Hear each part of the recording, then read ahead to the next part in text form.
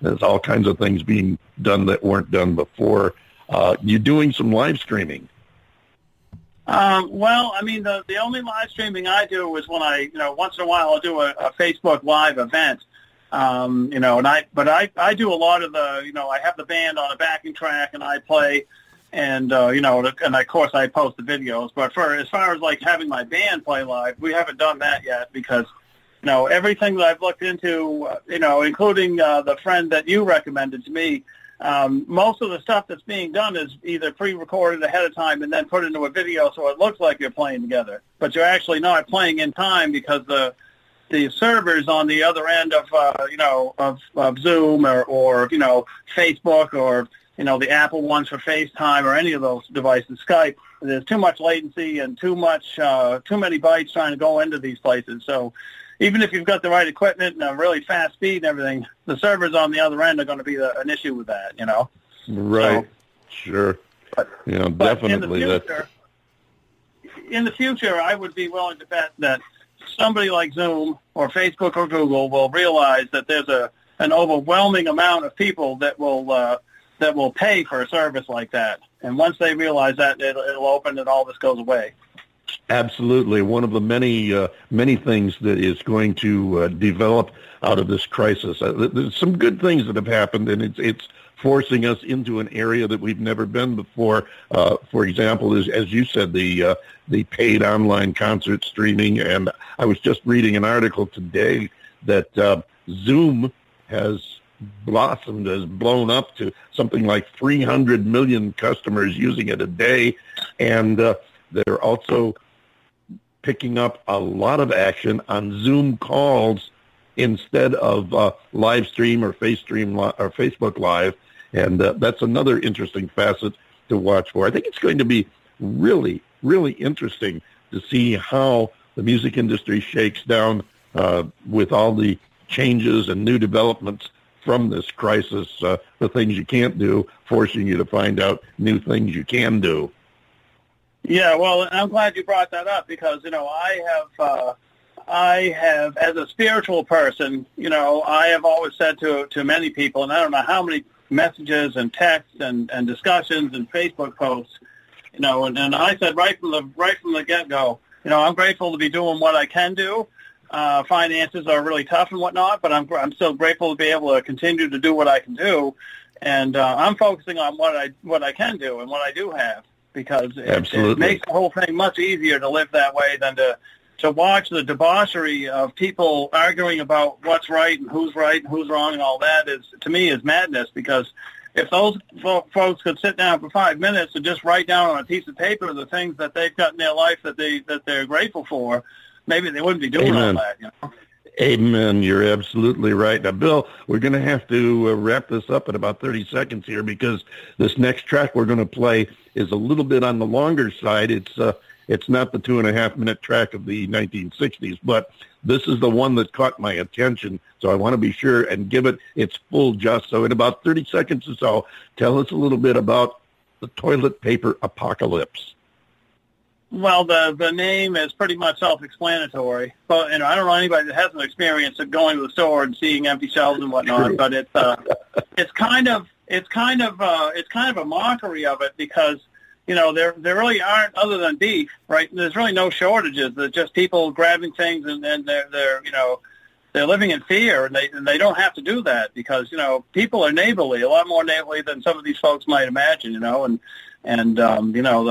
The song is just to be a joke about the whole thing because it's ridiculous. The hoard toilet paper, It's a great show of your skills. Real quick, Bill, tell us how people can find you online because I know when I was looking you up, there are more than one Bill Pierce. How do they find the right one?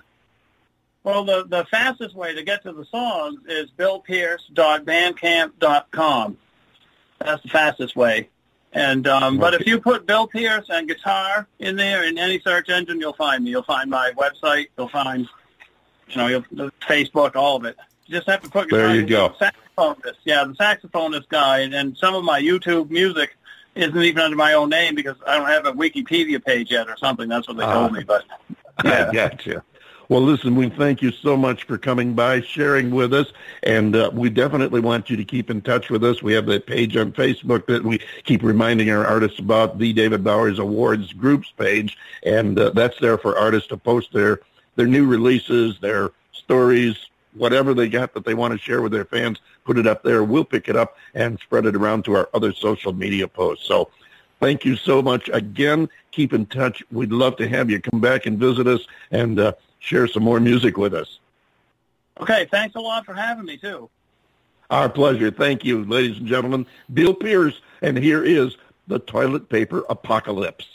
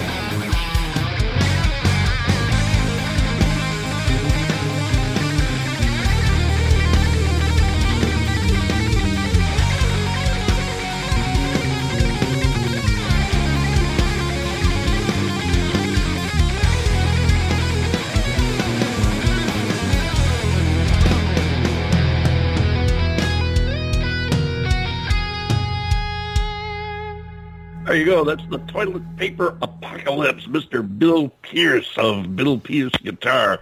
And we thank him so much for joining us, as well as Larry Pascale, our first guest today. Another fun show with some great music. I hope you enjoyed it, and I hope also that you will come back and visit us next week when we do it all over again. John Bon Jovial, take us home. And we're on our way. Hey, folks, you did it again. You spent another perfectly good hour with the David Bowers Awards, and we really are glad each and every week that you do.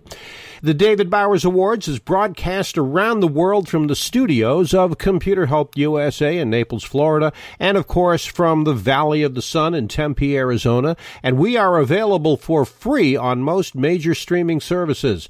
Be sure to follow the David Bowers Awards on Twitter, LinkedIn, and of course on Facebook, and join us next week for the David Bowers Awards, Saturday at 12 p.m. Eastern on WRFZ-FM, that's 106.3 on your FM radio dial, Rochester Free Radio, and Blog Talk Radio, Sunday, 2 p.m. Eastern, 11 a.m. Pacific, and 6 to 7 p.m. UTC. So until next week, for the David Bowers and Nick, our marvelously geeky engineer, I am yours truly, the lovably legendary John Bon Jovial, saying love one another, wash your hands, stay 6 feet apart, and we'll see you next week right here on the David Bowers Awards.